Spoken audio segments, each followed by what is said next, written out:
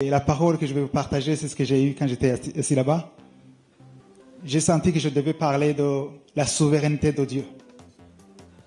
Parce que Dieu est souverain. Parfois, on se pose des questions dans des circonstances comme ça. Pourquoi? Ça m'est arrivé en 1995, j'ai perdu ma mère. Et je ne comprenais pas pourquoi. J'étais déjà sauvé, j'étais déjà chrétien. Je me souviens que j'ai même prié pour sa résurrection pendant plus de 2 heures, seul. J'ai fait sortir tout le monde et j'ai prié pour elle, pour qu'elle ressuscite. Et je n'ai jamais compris pourquoi elle n'est pas ressuscitée. Parce que j'avais la foi. J'avais prié toute la nuit. Je suis allé là-bas, j'ai prié pour elle.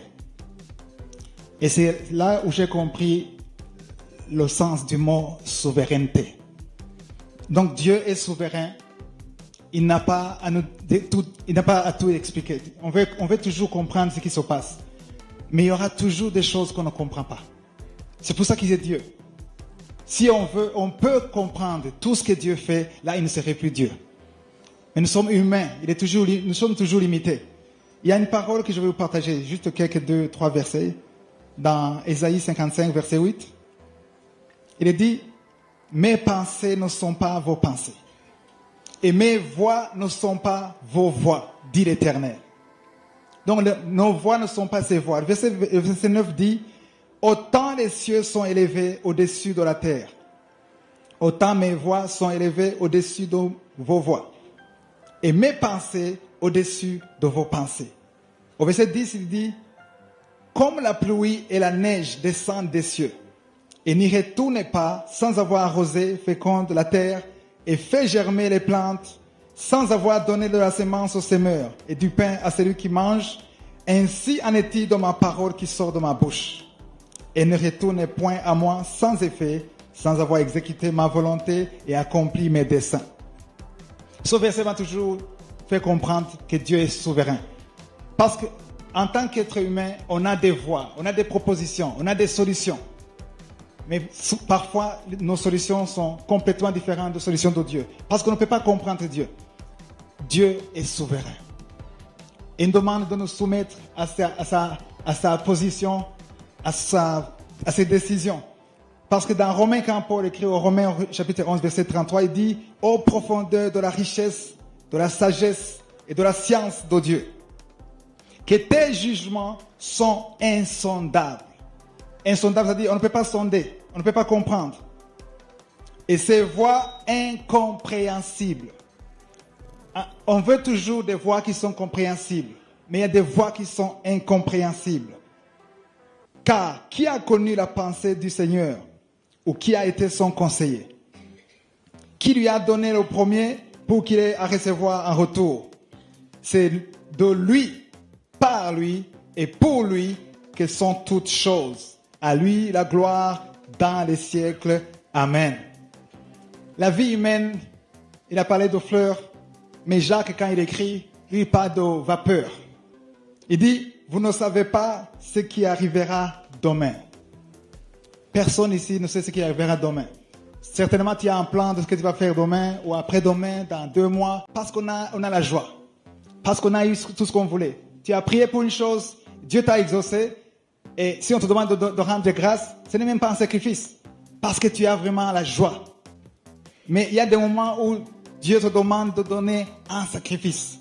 C'est-à-dire que tu n'as pas envie de rendre grâce, tu n'as pas envie de louer Dieu, mais c'est à votre égard la volonté de Dieu. Donc, rendre grâce ou louer Dieu, c'est la volonté de Dieu. C'est pour ça que nous devons continuer à louer Dieu.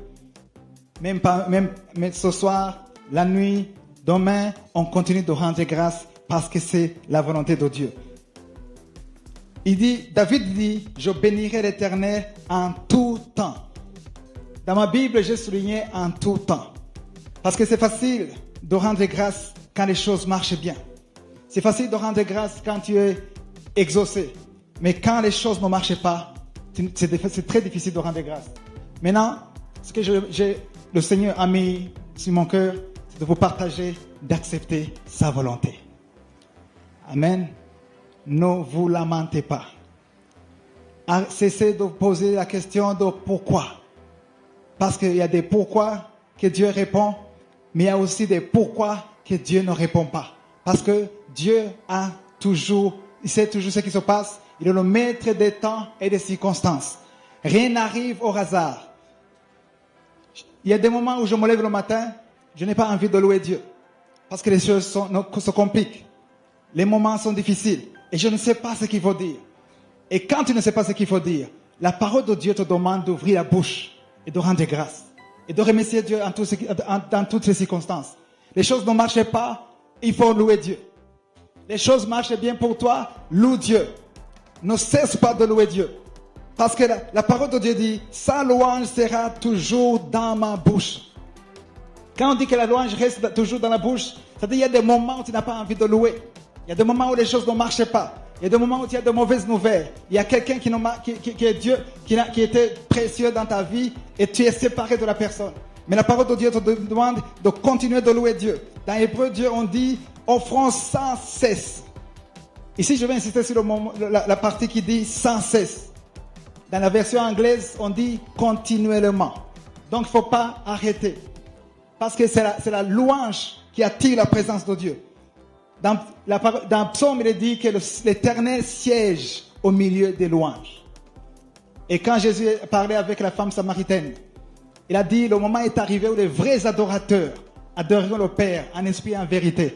Parce que ce sont ces adorateurs que le Père cherche. Et Dieu cherche les adorateurs dans toutes les circonstances. Et quand tu es dans les moments difficiles, c'est le moment précieux pour rendre grâce. Parce que c'est le moment où tu donnes un sacrifice. Je veux qu'on comprenne que le sacrifice, c'est quelque chose que tu ne veux pas donner. C'est quelque chose qui te demande un effort. Je disais que quand tu es béni, ça ne te demande pas un effort. Le diable ne peut pas arrêter la main de Dieu. Mais il peut chercher des choses qui t'empêchent de louer Dieu. Parce que louer Dieu, ça doit être dans ta bouche. Ça doit être une vie.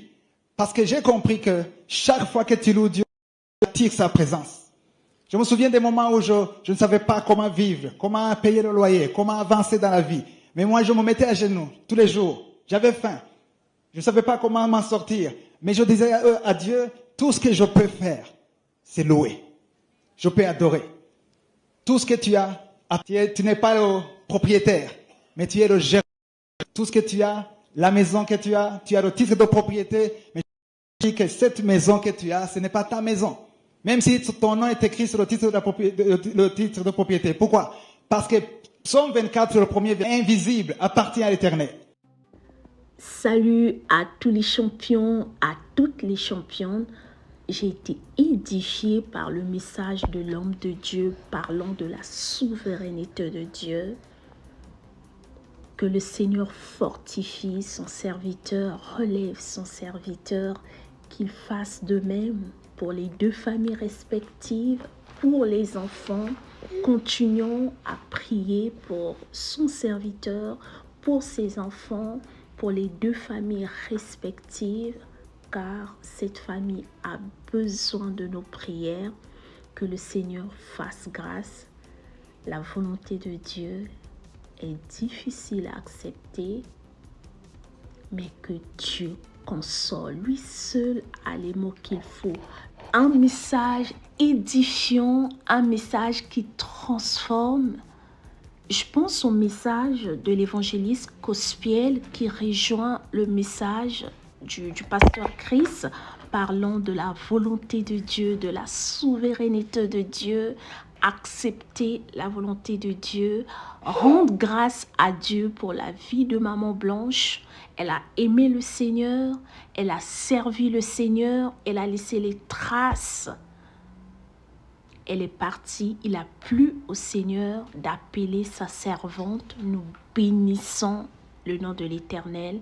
Nous te louons, Seigneur, pour ce que tu as fait.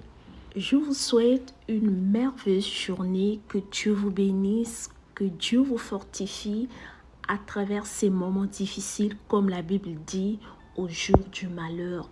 Réfléchis, si tu ne sers pas encore le Seigneur, si tu n'as pas encore donné ta vie à Jésus, donne ta vie à Jésus, que le Seigneur te fortifie. La marche est longue, tu rencontreras certainement des difficultés. sache-le qu'il sera toujours avec toi. Il n'y a rien de plus beau de servir le Seigneur. Que Dieu vous bénisse.